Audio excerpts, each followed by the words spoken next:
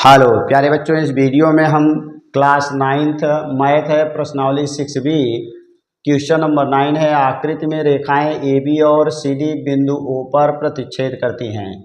इसमें आ जाएंगी, एक रेखा हमारी AB है तो AB रेखा ये हमारी AB रेखा हो गई, और दूसरी रेखा हमारी CD है तो ये हमारी CD रेखा है। अब ये क्या कर रहे हैं, O पर प्रतिच्छेद करते हैं। ये जहाँ एक दूसरे को काटेंगे ये बिंदु हमारा O हो गया। और क्या कह रहे हैं, यदि कोण AOC यानी इस कोण की बात की जा रही है। ये हमारा जो कोण है ये कोण है AOC, और कोण BOE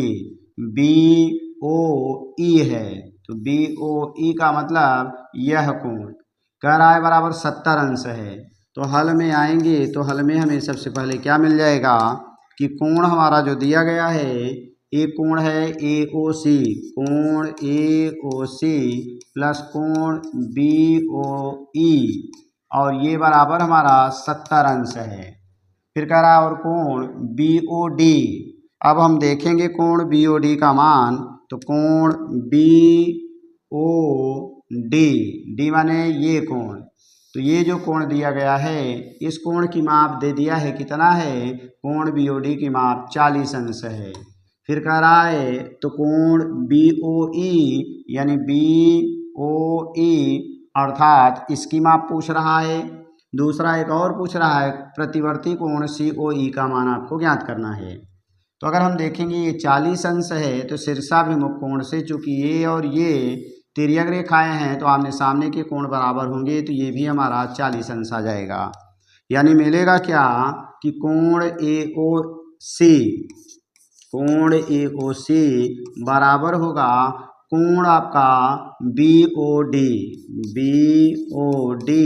और ये कहाँ से मिला, शीर्षाभिमुख कोण से, शीर्षाभिमुख कोण से। अब आगे मिल जाएगा, दोनों हमारे यही बराबर 40 अंश हो जाएंगे। अब यहाँ पर हम AOC का जो मान है वो 40 अंश रखकर BOE का मान ज्ञात करेंगे। तो इसको हम बना लेंगे समीकरण 1। तो आगे आएंगे समीकरण 1 से, तो हमें मिलेगा कोण AOC BOE बराबर 70 है, और AOE का मान इसको 2 बनाए रहेंगे, 40 रखेंगे। तो 40 प्लस कोण BOE बराबर 70 होगा। ये जाके घट जाएगा 40, तो BOE बराबर होगा 70 माइनस 40, घटा देंगे तो 30 अंश आपका मिल जाएगा। तो एक कोण हमसे पूछा था BOE, तो BOE का एक आंसर आपका बन जाएगा। दूसरा एक और पूछा है COE माने इस कोण को पूछ रहा है। तो कोण COE अब तीनों जोड़ेंगे तो 180 आएगा, या इधर से तीनों जोड़ेंगे तब भी 180 आएगा।